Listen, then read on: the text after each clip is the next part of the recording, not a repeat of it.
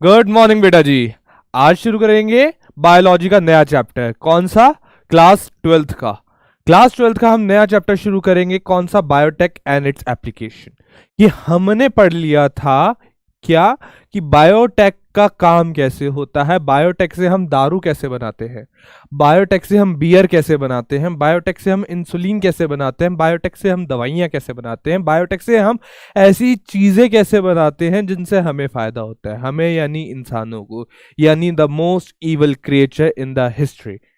क्योंकि हम ही वो प्राणी हैं जो दूसरे प्राणियों को मार रहे हैं, काट रहे हैं। उनके डीएनए, अब तो काटना मारना तो छोड़ ही दो, उनके डीएनए तक को नहीं छोड़ा हमने। हम ही वो इंसान है कि भाई हमने तो क्या कह दिया कि अब कहोगे क्या कि मैंने कहा एक हमारी छोटी सी प्यारी सी, अब इसकी डायग्राम पे मत हंसना, कि हमारी गाय है ये पूंछ के साथ। अब पूंछ के साथ छोटी सी गाय है, हमने इसका सेल निकाल लिया, अब सेल के अंदर भी डीएनए निकाल लिया, क्या इसका डीएनए भी बाहर निकाल लिया हमने। अब उसके डीएनए में भी छेड़छाड़ कर रहे हैं। ये हैं हम इंसान, लेकिन इससे हमें बहुत फायदा हो रहा है। अब हमें फायदा हो रहा है तो क्या मैं कहूंगा कि इनसे कुछ इंसान, इन्हें भी फायदा होगा? क्या इनसे कुछ इन जानवरों को भी फायदा होगा? मैंने कहा बिल्कुल होगा। बायोटेक ही एक ऐसी स्ट्रीम है जो इंसानों को और जानवरों को दोनों को फायदा दिला सकती है if it's done ethically. If it's done ethically.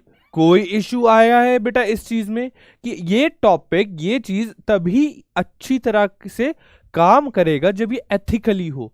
तो इंसानों ने दिमाग तो बहुत लगाया। क्या लगाया? ये हमारी छोटी सी काव थी, इसका सेल निकाल के इसके डीएनए में म्यूटेशन कर दी।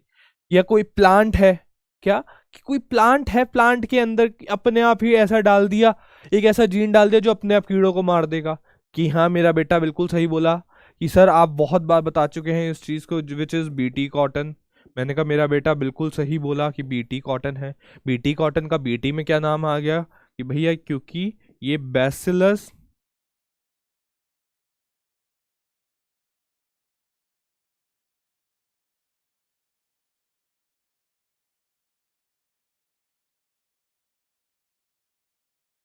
बैसिलस थुरिंजेनाइसिस बैक्टीरिया, बीटी मतलब बैसिलस थुरिंजेनाइसिस बैक्टीरिया से एक टॉक्सिक जीन निकाल के हमने उस प्लांट में डाल दिया। किस प्लांट में डाल दिया? या तो हमने कॉटन में डाल दिया या हमने टबैको में डाल दिया है। बेटा इन दोनों में वो जीन डाल दिया, तो वो जीन डालने के बाद क्या हुआ हमारे साथ कि ये जो प्लांट बने ना, इनमें अब कीड़े नहीं लगे। अब इनमें वो कीड़े नहीं लगे। अब कीड़े नहीं लगे तो हमने उसके ऊपर केमिकल छिड़कना कम कर दिया। कि जो हमारा केमिकल कौन सा, कि हम कह दो कि भैया हमारा केमिकल था इंसेक्टिसाइड। क्या था मेरे बेटा? इंसेक्टिसाइड। इंसेक्टिसाइड वो केमिकल होता है जो इंसेक्ट्स को मारता है। ठीक है, अब हम क्या करते थे पहले अपने ट्रेडिशनल मेथड में, जब खेती होती थी तो खेती होने के टाइम पे हम क्या करते थे, इस केमिकल का छिड़काव कर देते थे। छिड़काव करते थे तो इसका छिड़काव इतना ज़्यादा होने लगा कि केमिकल पॉल्यूशन होने लगा, क्रॉप्स पे भी इफेक्ट आने लगा, सॉइल पे भी इफेक्ट आने लगा। तो बायोटेक फिर क्या हुआ, हमारी सॉइल भी खराब हुई, वाटर भी खराब हुआ, प्लांट्स भी खराब हुए, हेल्थ भी खराब हुई, पूरे एक एनवायरनमेंट को नुकसान हुआ ना केमिकल से। तो हमने क्या सोचा, इंसान ने, हमने मतलब हमारा इंसान ने क्या सोचा कि बेटा ऐसा कुछ करते हैं कि इसी चीज का काम खत्म कर देते हैं, कि इसी चीज का काम खत्म कर देते हैं। इसी चीज का काम खत्म करने के लिए क्या किया कि भैया जो हमने क्या किया, ऐसा जीन निकाला इस बैक्टीरिया से जो इनके कीड़ों को मार दे। क्या? ऐसा जीन निकाला इस बैसिलस थुरिंजेनाइसिस से जो इन कीड़ों को मार दे। अब वो जब इन कीड़ों को मारेगा, और वो जीन निकाल के कहां डाल दिया, कॉटन के अंदर डाल दिया या टबैको के अंदर डाल दिया, प्लांट के अंदर ही। तो ऐसे प्लांट ग्रो होंगे। कैसे प्लांट ग्रो होंगे? ऐसे प्लांट ग्रो होंगे जिनके ऑलरेडी वो जीन प्रेजेंट होगा जो कीड़ों को मार देगा। तो जब ऐसा प्लांट में ऑटोमेटिकली ये काम कर गया तो क्या हमें इंसेक्टिसाइड केमिकल की जरूरत रही? नहीं रही, बिल्कुल भी नहीं रही। तो उससे क्या हुआ, हमारी सॉइल अच्छी हो गई। मैंने कहा बिल्कुल हो गई। हमारे प्लांट्स अच्छे हो गए, बिल्कुल हो गए। हमारा वाटर पॉल्यूशन नहीं हुआ, बिल्कुल नहीं हुआ। हमारी सेहत पे कोई असर आया, बिल्कुल नहीं हुआ। तो सब खुशम खुशहाल हो रहे हैं। सब खुशम खुशहाल हो रहे हैं। यही तो बायोटेक का बहुत अच्छा सा इस्तेमाल है।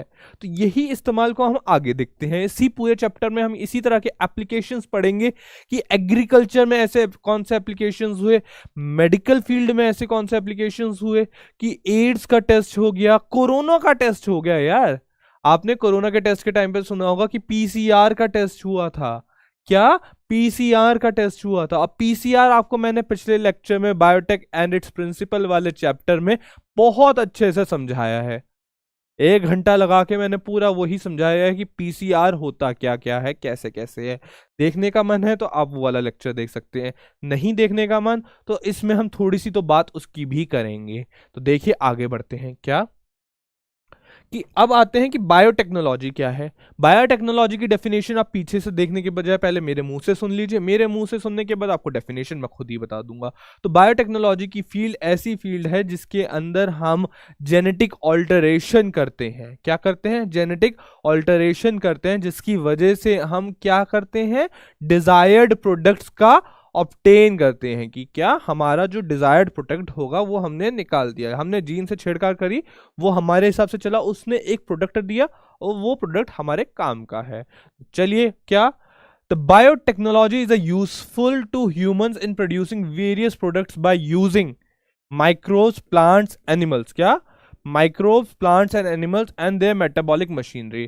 क्या? उनके मेटाबॉलिक मशीनरी का इस्तेमाल किया जाता है। कोई नहीं बेटा, this is possible due to the RDT. RDT हमारा क्या कह देते हैं बेटा?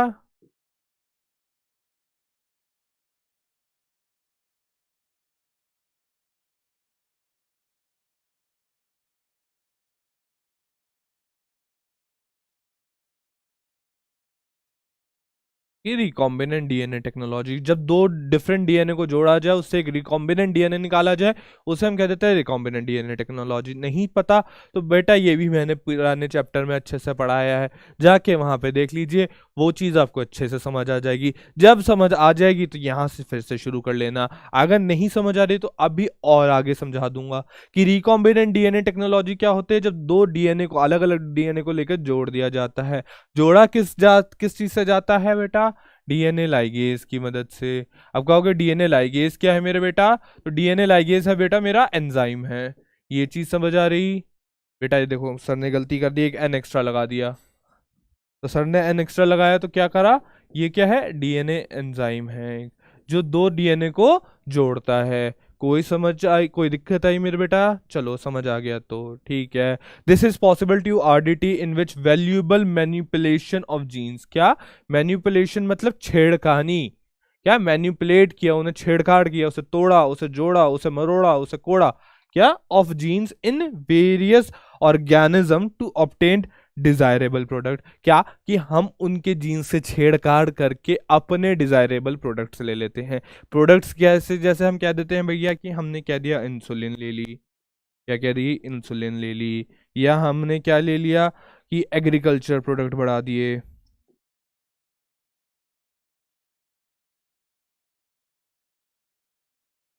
या हमने क्या करवा दिया कि उनसे मेडिकल टेस्ट करवा दिए। ठीक है ना बेटा?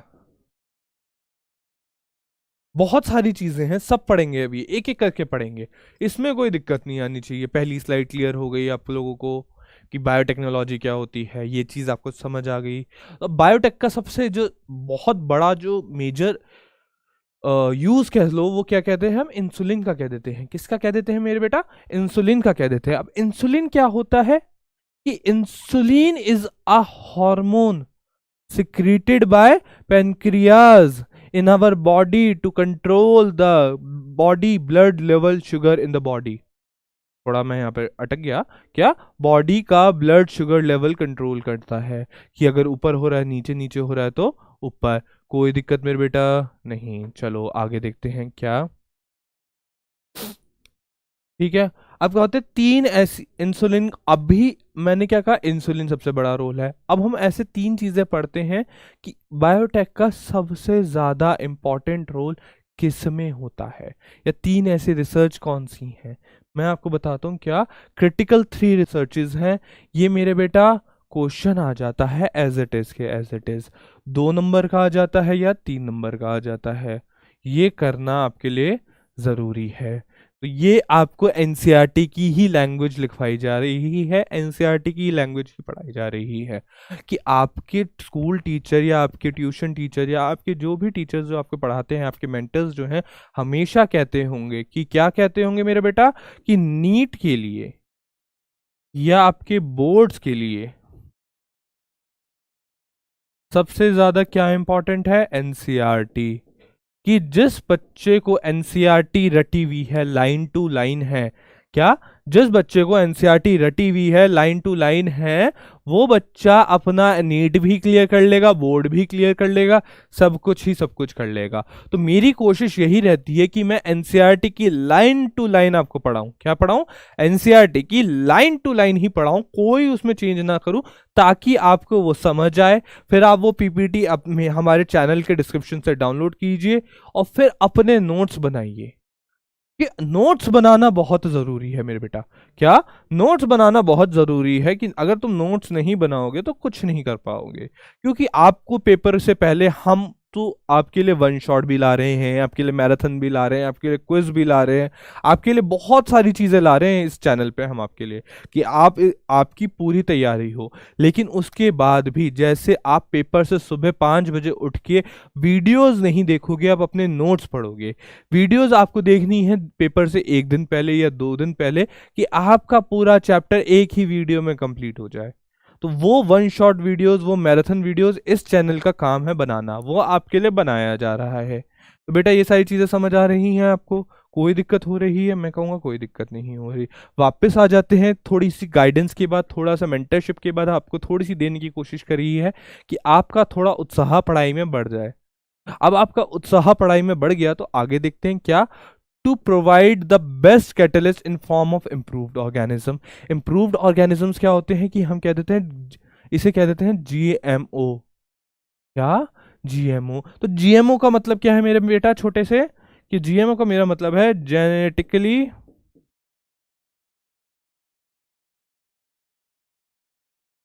Modified organism.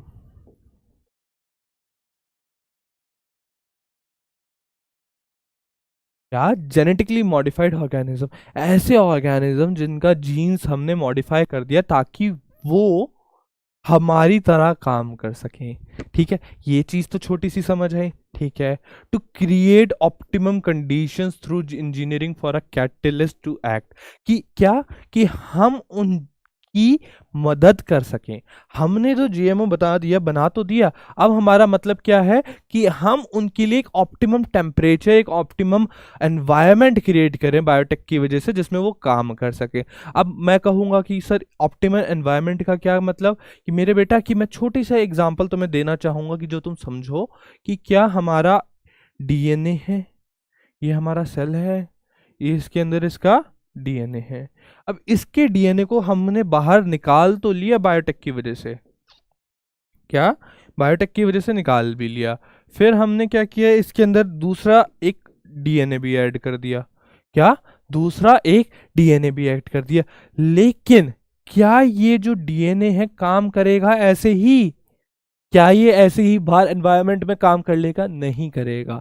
क्यों? क्योंकि इसे एक दूसरा सेल देना पड़ेगा। क्या देना पड़ेगा? दूसरा एक सेल देना पड़ेगा एनवायरनमेंट के लिए, कि ये जब तक इस सेल में नहीं चला जाएगा, ये जब तक इस सेल के अंदर एंटर नहीं होगा तो अपना वर्क कैसे करेगा? ये बात समझ आई? उसे एक सेल चाहिए, उसे एनवायरनमेंट चाहिए अपना परफॉर्म करने के लिए। तो वो डालने के लिए हम क्या कर लेते हैं भैया, जीन गन का इस्तेमाल कर लेते हैं। और क्या कर लेते हैं मेरे बेटा, कि हमने जीन गन का इस्तेमाल कर लिया, हमने CaCl2 से ट्रीट कर दिया, या हमने क्या कर दिया, माइक्रो इंजेक्शंस का इस्तेमाल कर लिया। क्या, माइक्रो इंजेक्शन का इस्तेमाल कर लिया। कोई दिक्कत? बेटा ये सारी चीज़ें आपको मैंने पिछले चैप्टर में पढ़ा दी हैं। यहाँ पे थोड़ा सा छोटा सा रिवीजन करवाने की मेरी कोशिश रहेगी कि आप इस चीज़ का थोड़ा सा रिवीजन कर लें। ये चीज़ समझ आए तो बहुत अच्छा। फिर क्या आता है, कि एक चीज़ आती है डाउनस्ट्रीम प्रोसेसिंग। अब डाउनस्ट्रीम प्रोसेसिंग क्या होती है मेरे बेटा, कि डाउनस्ट्रीम प्रोसेसिंग होती है फिल्ट्रेशन एंड प्योरिफिकेशन। कि आपने मान लीजिए ऐसे करके दारू तो बना ली, लेकिन उस दारू को फिल्टर भी तो करोगे कि उसमें से सारा बैक्टीरिया वगैरह छान लोगे, या जितना बचा हुआ रॉ मटेरियल होगा वो छान लोगे, फिल्टर करोगे, फिर उसे प्योरीफाई करोगे, फिर उसके अंदर प्रिजर्वेटिव्स भी डालोगे, सॉरी क्या उसके अंदर प्रिजर्वेटिव्स भी तो डालोगे, है ना? तो ताकि वो 3 से 6 महीने के लिए चले। तो ये सारी चीजें किसमें आ जाती है? डाउन स्ट्रीम प्रोसेसिंग में होती है। तो बेटा ये सारी चीजें किसकी ही हैं पार्ट? ये हमारा बायोटेक का पार्ट है। ये चीज अगर आपको समझ आ रही है तो बहुत ही बढ़िया है, अगर नहीं आ रही तो मुझे बताइए कमेंट्स में, मैं और अच्छे से समझाने की कोशिश करूंगा, किसी और तरीके से आपकी मदद करने की कोशिश करूंगा। अगर ये चीजें इतनी मुश्किल नहीं है जितनी आप समझ रहे हैं, चैप्टर में आपको इंटरेस्ट आ रहा है क्योंकि आप देख रहे हैं। अब आगे बढ़ते हैं, पीछे मत देखिए, मेरी बातों को सुनते रहिए कि मैं आपको क्या बताना चाह रहा हूँ।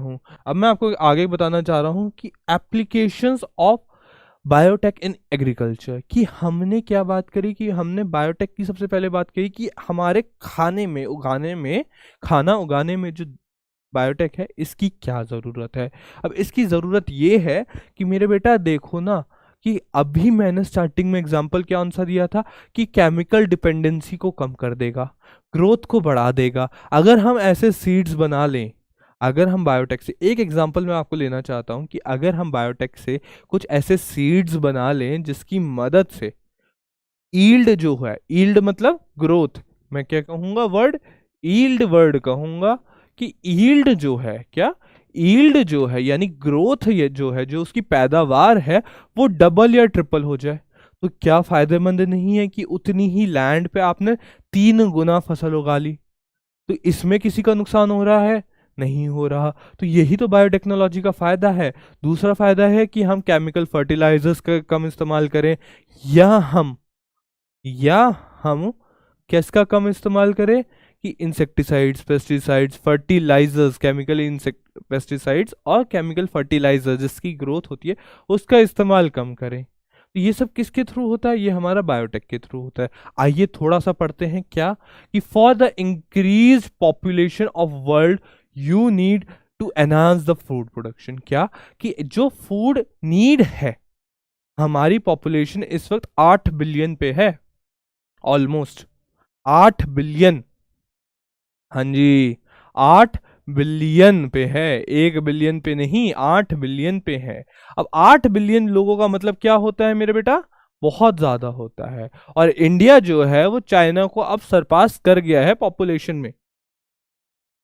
आपको पता है रिसेंट जो डाटा आया है उसके अंदर क्या है, कि इंडिया जो है चाइना को सरपास कर गया है। अब जब इंडिया चाइना को सरपास कर गया है तो अब इंडिया के पास क्या है? India is the 7th largest country in the world, whereas population इसकी नंबर 1 है। तो बेटा उतने जगह कम ही है हमारे पास ऑलरेडी, तो उसी में ज्यादा खाना उगाना है। अब ज्यादा खाना उगाना है तो भैया ये काम तो करने पड़ेंगे। अब देखिए क्या काम करने पड़ेंगे? एग्रोकेमिकल बेस्ड एग्रीकल्चर करना पड़ेगा जो हमारे को नुकसान देगा, तो ये तो भाई कैंसल आउट ही रहेगा। दूसरा क्या होगा? ऑर्गेनिक एग्रीकल्चर करना होगा, कि जिसमें कोई भी एग्रीकल्चर का मतलब कोई भी फर्टिलाइजर, कोई भी केमिकल का इस्तेमाल ही ना हो, कि भाई कोई भी हमने आर्टिफिशियल प्रोडक्ट ही नहीं डाला। अब कोई भी आर्टिफिशियल प्रोडक्ट नहीं डाला तो फिर आते हैं genetically engineered crops based agriculture, कि ये कहाँ से होगा?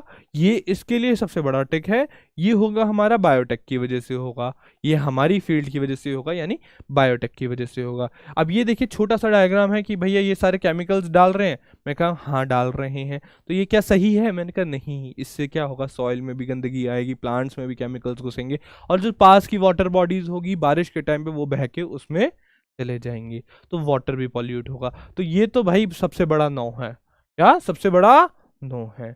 अब आ जाते हैं, एक है ऑर्गेनिक फार्मिंग। ऑर्गेनिक फार्मिंग के बहुत सारे मेथड्स हैं। क्या? ग्रीन लीफ मैन्योर है, कि हमने जो प्लांट्स बच गए या कुछ भी जो हमने फसल काटी है, पूरी फसल, अब एक फसल के अंदर क्या सारी चीजें खाई जाती है? नहीं, फसल का सिर्फ अनाज, अगर आपने वीट उगाया उसके दाने ही तो खाए जाते हैं, गेहूं को ही तो पीसते हैं।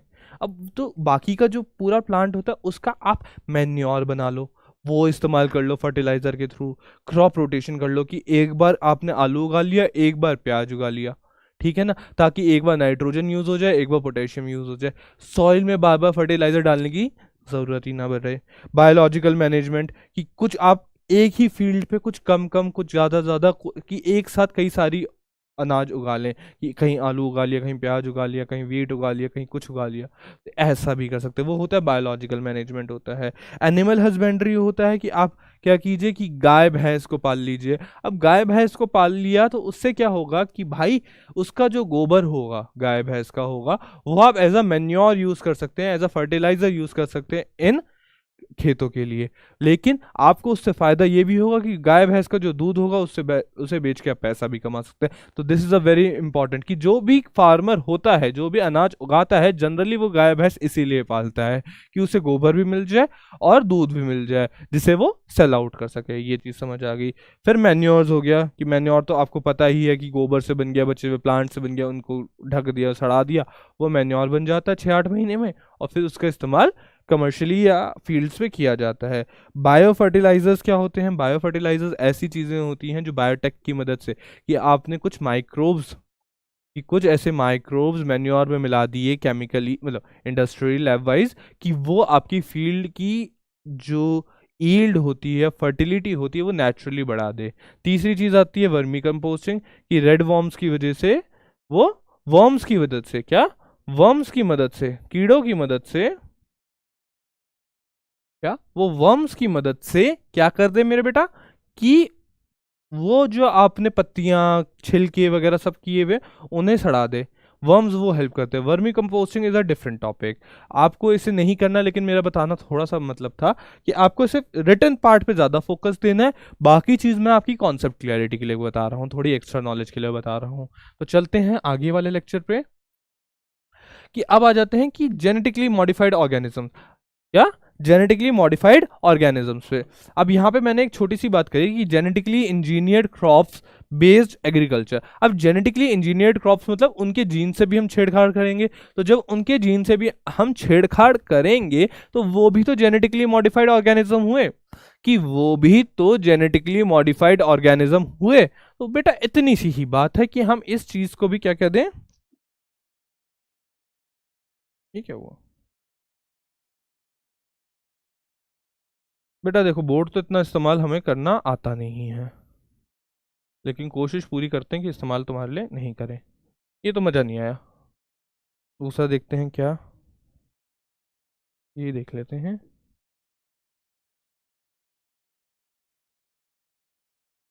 ये बन ही नहीं रहा सर, सर को इस्तेमाल करना ही नहीं आता।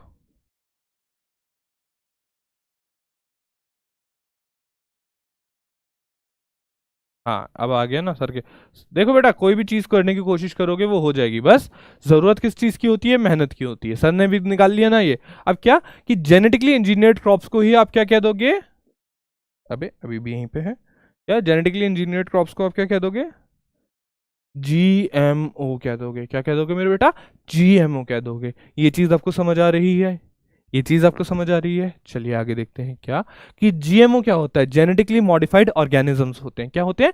Genetically modified organism. अब जेनेटिकली मॉडिफाइड ऑर्गेनिजम्स में तुम्हें थोड़ा सा एक हिंदी भाषा में बता देता हूँ, कि जेनेटिकली मॉडिफाइड ऑर्गेनिजम्स ऐसे ऑर्गेनिजम्स होते हैं जिनके जीन्स के साथ हमने छेड़खानी करी होती है, ऑल्ट्रेशन की होता है, कुछ चेंजेस किया होता है। अब मैं कह दूंगा जैसे फ्लेवर सेवर टमाटो है, या तुम्हारा अपना गोल्डन राइस है जिसमें विटामिन ए बहुत ज़्यादा होता है, या तुम्हारा बीटी कॉटन है, या बीटी टबैको है। तो ऐसे बहुत से एग्जांपल्स हैं जिनके साथ हमने छेड़खानी करी है और उससे ऐसे प्रोडक्ट्स बनाए हैं जो एक्चुअली हमारे लिए यूजफुल हैं। तो आगे देखते हैं, डेफिनेशन देखते हैं। A genetically modified organism, GMO कहते हैं, इज एन एनिमल, प्लांट और microbe whose DNA has been altered using genetic engineering techniques. अब जेनेटिक इंजीनियरिंग की तुम बात करोगे तो genetic engineering is a branch of biotechnology. क्या? ये भी बायोटेक्नोलॉजी का एक छोटा सा पार्ट है।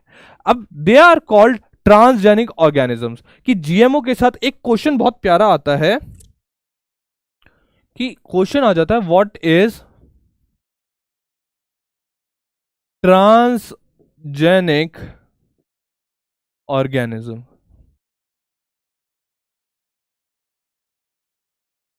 तो इसमें आप किसकी डेफिनेशन लिखोगे? आंसर में आप लिख दोगे GMO की डेफिनेशन। क्या? Genetically modified organism. Genetically modified क्या? ऑर्गेनिज्म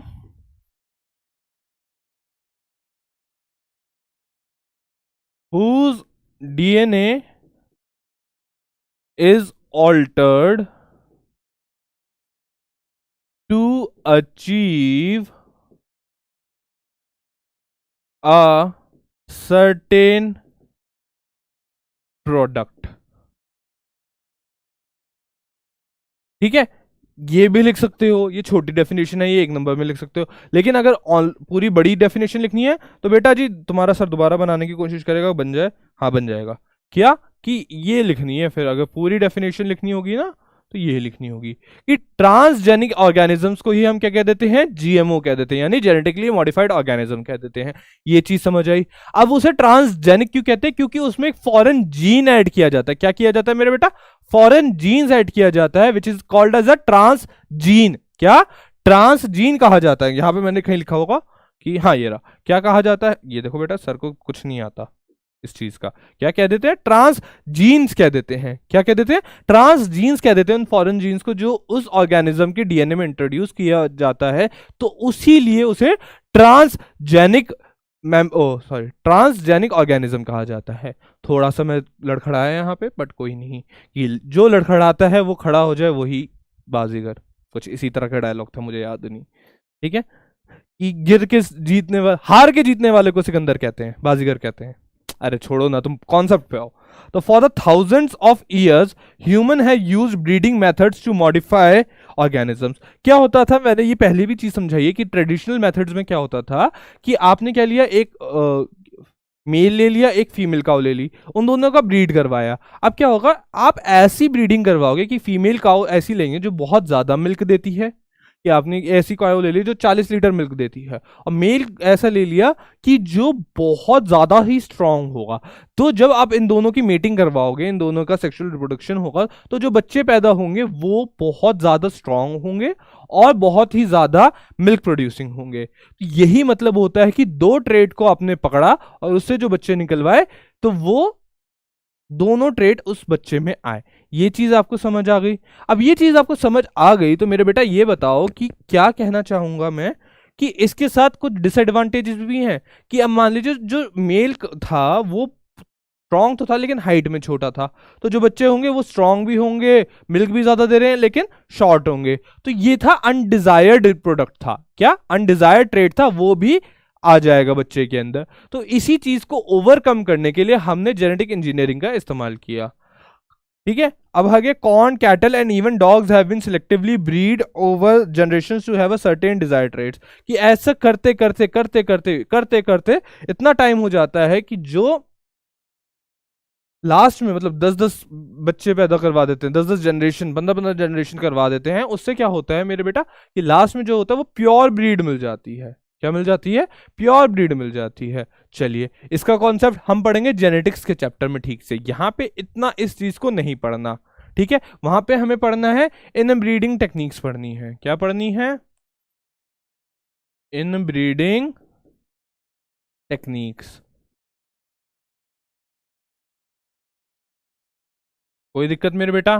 नहीं। चलिए आगे देखते हैं। अब आते हैं कैरेक्टर्स ऑफ जीएमओ क्या होते हैं, कि जीएमओ में क्या क्या होना चाहिए। एक तो ये होना चाहिए कि जो ट्रेट हमें चाहिए स्पेसिफिकली वो तो वो एक्सप्रेस करे ही। कि क्या होना चाहिए, अब देखते हैं थोड़ा सा। Tolerance to abiotic stress. क्या? कि उस पे एबायोटिक फैक्टर्स का, एबायोटिक मतलब जो नॉन लिविंग फैक्टर्स होते हैं, टेम्परेचर, पीएच या प्रेशर, इनका इतना स्ट्रेस नहीं आना चाहिए। ठीक है, और क्या होता है, reduction on dependence of chemical pesticide. कि केमिकल पेस्टिसाइड बीटी कॉटन वाला आ गया। तीसरा आ जाते हैं efficient of mineral usage, prevention of early exhaustion of fertility of soil. अब क्या होती है कि आप जो ऑर्गेनिक क्रॉप्स उगाते हैं, जो नॉर्मली ट्रेडिशनल मेथड से क्रॉप उगाते हैं, तो थोड़े टाइम के बाद 1 या 2 साल की क्रॉप उगाने के बाद सॉइल की जान खत्म हो जाती है, तो उसके अंदर फर्टिलाइजर डालने पड़ते हैं। तो अगर हम जेनेटिकली मॉडिफाइड ऑर्गेनिज्म इस्तेमाल कर रहे हैं, वो भी एग्रीकल्चर में ऐसे कर रहे हैं, तो हम चाहेंगे कि वो सॉइल की फर्टिलिटी को बरकरार रखें बहुत टाइम तक, क्योंकि कम से कम 5 साल तक सॉइल में कुछ करने की जरूरत ना पड़े। Enhance nutritional value of food. क्या कि उसके अंदर फूड की ज्यादा न्यूट्रिशन हो जाए, क्या हो जाए, फूड की ज्यादा न्यूट्रिशन हो जाए। अब मैं आपको एक छोटा सा एग्जांपल देना चाहूंगा, क्या कि हमारे साइंटिस्ट ने क्या किया कि देखा यार लोगों में ना विटामिन ए की कमी हो रही है। किसकी कमी हो रही है? विटामिन ए की कमी हो रही है। तो उन्होंने कहा यार हमारे देश में चावल तो बहुत खाया जाता है, क्या चावल तो बहुत खाया जाता है, तो उन्होंने सोचा कि क्या हम चावल के अंदर का विटामिन ए बढ़ा दें, क्या चावल के अंदर अंदर कि हम विटामिन ए बढ़ा दे तो लोगों के की बॉडी के अंदर ऑटोमेटिकली विटामिन ए की पूर्ति हो जाएगी। तो इसी तरह किस चीज का इजाद हुआ? गोल्डन राइस का इजाद हुआ, जो किस में रिच होता था? Vitamin A. कि आपने विटामिन ए प्रोड्यूसिंग जीन उस चावल के सेल में इंट्रोड्यूस करवा दिया। ये चीज आपको समझ आई मेरे बेटा? चलो, आजकल की मैं एक छोटा सा क्वेश्चन पूछूंगा कि आजकल सबसे ज्यादा किस चीज की डेफिशिएंसी लोगों में पाई जा रही है? दो चीजों की, दो विटामिन की डेफिशिएंसी सबसे ज्यादा पाई जा रही है। अगर आप किसी भी आपने एल्डरली लोग कि 35 से ऊपर का कोई भी आदमी है, आप उसके बॉडी टेस्ट करवाएं तो विटामिन डी और विटामिन B12 की दिक्कत है उसके अंदर पाई जा रही है। इसमें कोई इशू आ रहा है? विटामिन डी और विटामिन B12 की दिक्कतें आ रही हैं, ये दोनों की बहुत ज्यादा कमी आ रही है। विटामिन डी तो आप चलो अपने खाने पीने से पूर्ति कर सकते हैं, लेकिन विटामिन डी B12 तो आप पूरा कर सकते हैं। विटामिन डी आपको कहां से पूरी करनी है? सनलाइट से, और वो भी अर्ली मॉर्निंग 5 बजे की जो धूप होती है उसके अंदर बहुत ही ज्यादा विटामिन डी होता है। क्या होता है मेरे बेटा? विटामिन डी होता है। ये चीज समझ आई? थोड़ा सा एक्स्ट्रा बता दिया कि आप अपने घर जाके अगर आपके पापा, आपके मम्मी, आपके दादा दादी, चाचा चाची किसी के भी टेस्ट हो रहे हैं तो अगर ये दिक्कतें हैं तो आप उन्हें बता सकते हैं कि अगर विटामिन डी की दिक्कत है, गोली मत खाओ, सूरज में जाओ। चलिए, कि आजकल तो सब कमरे में बैठ के मोबाइल चला रहे हैं, एसी में बैठे हुए हैं कि आया नहीं मस्त से, कि आपको घर से बाहर निकल के उस धूप को लेना पड़ेगा। ठीक है, अब आगे देखते हैं कि अब आते हैं बायोपेस्टिसाइड कि क्या बायोपेस्टिसाइड क्या होते हैं? ऐसे पेस्टिसाइड जिसमें केमिकल का यूज नहीं होता, बायोलॉजिकल ऑर्गेनिजम्स का यूज होता है, उससे हम कह देते हैं बायोपेस्टिसाइड। क्या कह देते हैं? ऐसे ऑर्गेनिजम्स जिनका हम पेस्टिसाइड की तरह इस्तेमाल कर सकते हैं, कि दूसरे ऑर्गेनिजम्स को मारने का इस्तेमाल कर सकते हैं, उसे हम बायोपेस्टिसाइड कह देते हैं। कि हम पढ़ते हैं थोड़ा सा इसकी थ्योरी कि an application of biotech to produce pest resistant plant which could decrease the amount of pesticide being used. कि हम ऐसे प्लांट्स ही बना ले, ऐसे प्लांट्स ही बना ले जो दूसरे प्लांट मतलब इंसेक्ट्स को खा सके। आप कहोगे कि प्लांट ही इंसेक्ट को खा लेगा, मैं कहूँ खाएगा नहीं, मार देगा, लेकिन ऐसे भी प्लांट होते हैं जो खाते हैं actually. Venus fly trap is a carnivore organism, carnivore plant है। कि अगर तुम इसके पास जाओगे तो ये तुम्हारी, अगर तुम इसके मुंह के पास जाओगे, इस प्लांट का एक मुंह होता है, उसके मुंह के पास जाओगे तो वो तुम्हारी उंगली पकड़ लेगा। तो ये छोटे छोटे इंसेक्ट्स के ऊपर फीड करता है, लेकिन ये था आउट ऑफ कोर्स, ये था आउट ऑफ कोर्स, इसे याद करने की जरूरत नहीं। ठीक है, नॉलेज होनी चाहिए लेकिन याद करने की जरूरत नहीं। अब आते हैं कि हम ऐसे प्लांट्स बनाएं जो ऑटोमेटिकली जो इनके ऊपर कीड़े लगेंगे उन्हें मार दें। या ऐसे प्लांट बनाएं जब उनके ऊपर कीड़े लगे वो उन कीड़ों को ऑटोमेटिकली प्लांट्स ही मार दे। कैसे मार दें उसका भी पूरा प्रोसेस है, वह भी हम समझेंगे। पहले थ्योरी करते हैं, थ्योरी करने के बाद क्या, बीटी कॉटन, मैं जिस प्लांट के बारे में सबसे ज्यादा बताता रहता हूं वो यही है। Is produced by bacterium Bacillus thuringiensis. क्या? बैसिलस थुरिंजेनाइसिस से ये बैक्टीरिया से ये बीटी कॉटन निकली है। बेसिकली हुआ क्या कि बीटी जो बैसिलस थुरिंजेनाइसिस बैक्टीरिया है, ये एक ऐसा टॉक्सिन रिलीज करता है, ऐसा पॉइजन रिलीज करता है जो इंसेक्ट के पेट में जाके वहां पे छेद करना शुरू कर देता है। क्या करना शुरू कर देता है? छेद, परफोरेशन करना शुरू कर देता है। ये चीज समझ आए? इसका पूरा मैकेनिज्म है, अभी समझेंगे, डीप में समझेंगे, कोई दिक्कत नहीं। ऊपर ऊपर की बात एक छोटी सी समझा रहा हूं। ठीक है, आगे आ जाते हैं। कुछ और एग्जांपल है, बीटी कॉटन भी है, बीटी कॉर्न भी है, बीटी राइस भी है, टमाटो भी है, पोटैटो भी है, सोयाबीन भी है, टोबैको भी है। क्या ये सारे एग्जांपल्स किसके हैं? बीटी, जो हमने बीटी जीन जिससे निकाला बैसिलस थुरिंजेनाइसिस से, वो हमने इन प्लांट्स के अंदर, पोटैटो में, टोमेटो में, राइस में, सोयाबीन में, कॉर्न में, कॉटन में, इन सब में डाल दिया, ताकि जिससे वो इंसेक्ट्स को, जो इन पे लगने वाले इंसेक्ट्स हैं, उन्हें ऑटोमेटिकली मार दे।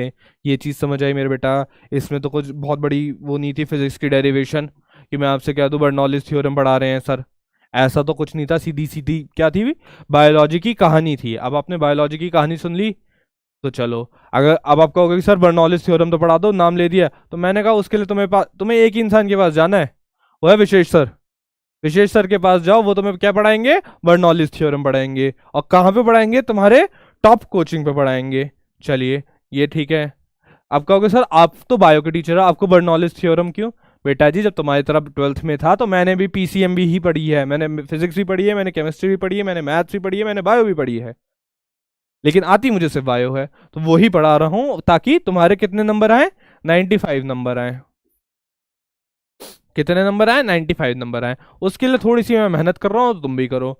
तो आगे क्या करते हैं कि बीटी कॉटन के बारे में अब थोड़ा सा डीप में पढ़ते हैं। क्या, बीटी कॉटन के बारे में थोड़ा सा डीप में पढ़ते हैं, और ये छोटा सा डायग्राम देखते हैं। क्या, कि ये जेनेटिकली इंजीनियर्ड ये जीन था, और ये हमने कॉटन के, ये कॉटन प्लांट है, ये जीन हमने कॉटन के ऑल्टरेशन कर दिया।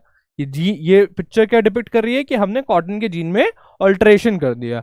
चलो आओ अब पढ़ते हैं थोड़ा सा। क्या, इतनी बार बता चुका हूं कि किस बैक्टीरिया से होता है, बैसिलस थुरिंजेनाइसिस से, इसलिए बता चुका हूं कि ये बहुत ही ज्यादा इंपॉर्टेंट टॉपिक है। चलो देखते हैं क्या, बैसिलस थुरिंजेनाइसिस ये चीज है, बैक्टीरिया का नाम याद रहना चाहिए। और लिखते हुए क्या, दोनों को सेपरेट लिखना है और अंडरलाइन करना है। क्या करना है, अंडरलाइन करना है। ये ऑनलाइन लिख रहा हूं, टाइप करके लिख रहा हूं, तो ये इटैलिक्स में जाता है, इसमें कोई दिक्कत नहीं आनी चाहिए। अब क्या कहते हैं, bacillus thuringiensis forms a crystal protein बनाते हैं। क्या, क्रिस्टल प्रोटीन बनाते हैं which is known as cry gene. क्या, क्राई, सॉरी जीन नहीं, ओनली क्राई की नाम से जाने जाते हैं। अब क्या होता है, ये ऐसे प्रोटीन्स होते हैं, अब मैं डीप में बता रहा हूँ, क्या ऐसे प्रोटीन्स होते हैं, मैं तुम्हें थोड़ा सा डीप में बताता हूँ कि क्या ये हमारा एक बैक्टीरिया है, क्या नाम है इसका, बीटी, बैसिलस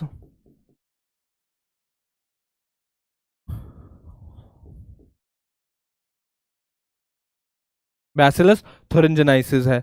समझ आ रहा है, नहीं समझ आ रहा? सर ने मिटाई दिया, बच्चों को नहीं समझ आ रहा तो नहीं।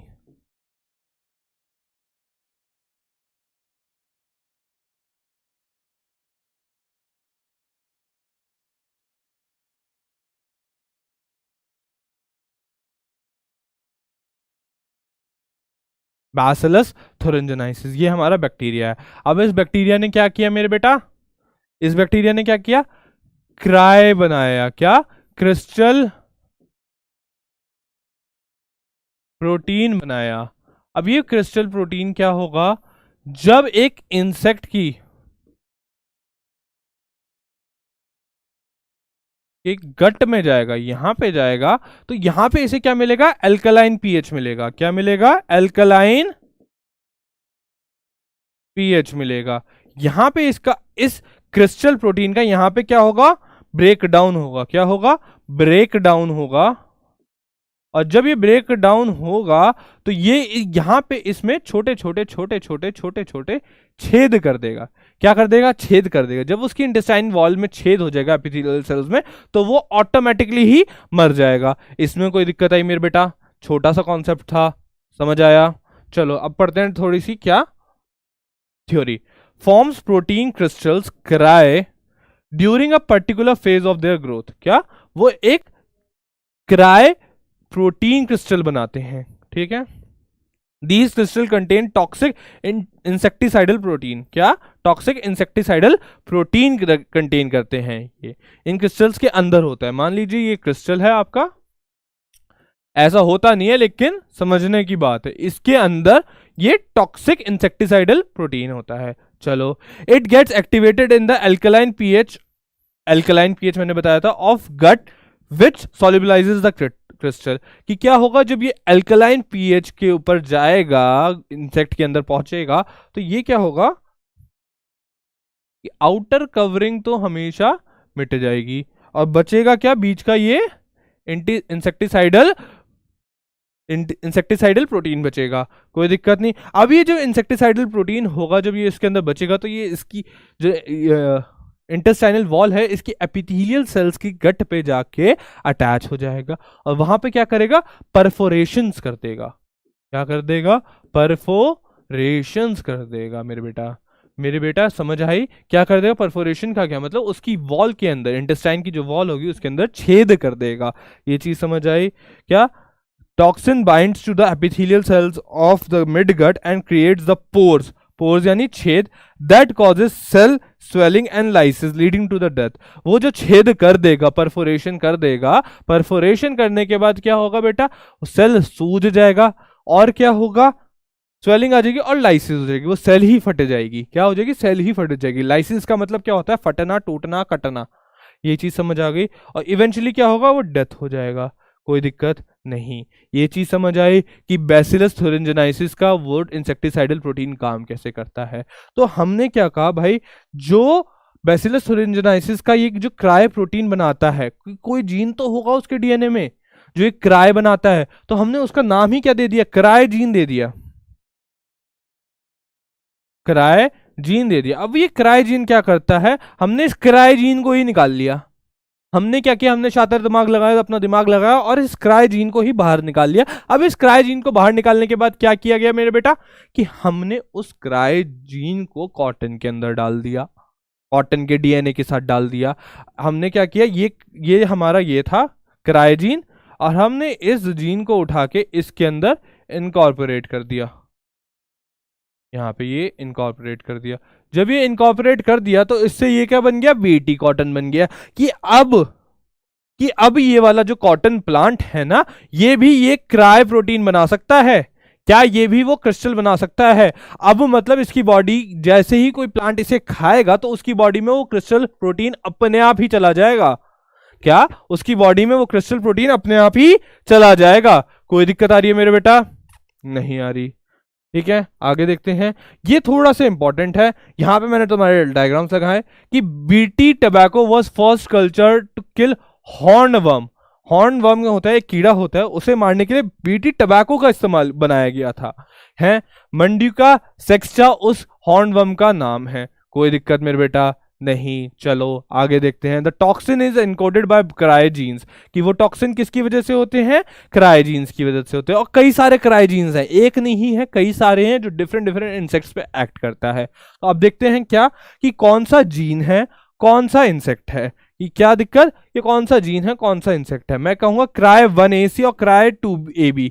क्या क्राय 1AC और क्राय 2AB, ये किस पे एक्ट करते हैं, कॉटन बॉलवॉर्म पे एक्ट करते हैं। तो आप यहाँ पे देखिए, ये वाला जो आपका छोटा सा कीड़ा है, ये किसे खा रहा है, कॉटन को खा रहा है। तो आप क्या करोगे, कॉटन के अंदर ये वाला जीन डाल दोगे। चलिए ठीक है। क्राय 1AB क्या है बेटा, कॉर्न बोरर है। कॉर्न बोरर ये आपके कॉर्न को खराब कर रहा है, ये कीड़ा ही तो है मेरे बेटा। क्या ये कीड़ा ही तो है। इसे मारने के लिए आप क्या काम करेंगे, कौन सा जीन यूज करेंगे, क्राय 1AB का इस्तेमाल करेंगे। दूसरा क्या आता है बेटा, क्राय 3AB। क्या क्राय 3AB, क्या कोलोराडो पोटैटो बीटल को मारने के काम आता है।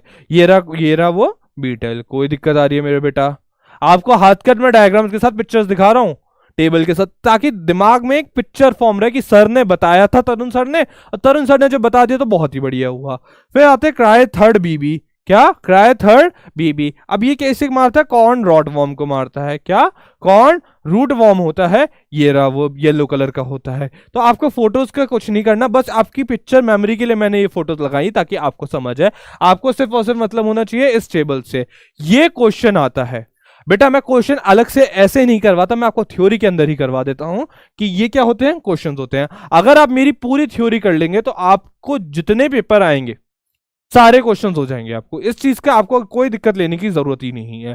क्वेश्चंस मैं अलग से भी करवाऊंगा, एनसीईआरटी के इंटेक्स्ट भी करवाऊंगा और प्रीवियस ईयर भी करवाऊंगा, और मैं एनसीईआरटी के बैक क्वेश्चंस भी करवाऊंगा। आपको पूरा सिलेबस कंप्लीट करके दूंगा। बस आपको एक ही करना है, टॉप कोचिंग को सब्सक्राइब करना है, मेरी वीडियोस को लाइक करना है और नीचे कमेंट करके बताना है कि तुम्हें और क्या चाहिए। तो अगर आप मुझे ये चीज बताएंगे कि आपको और क्या चाहिए, तो मैं आपके लिए वो चीज और बनाऊंगा, उसी तरह की वीडियोस और बनाऊंगा।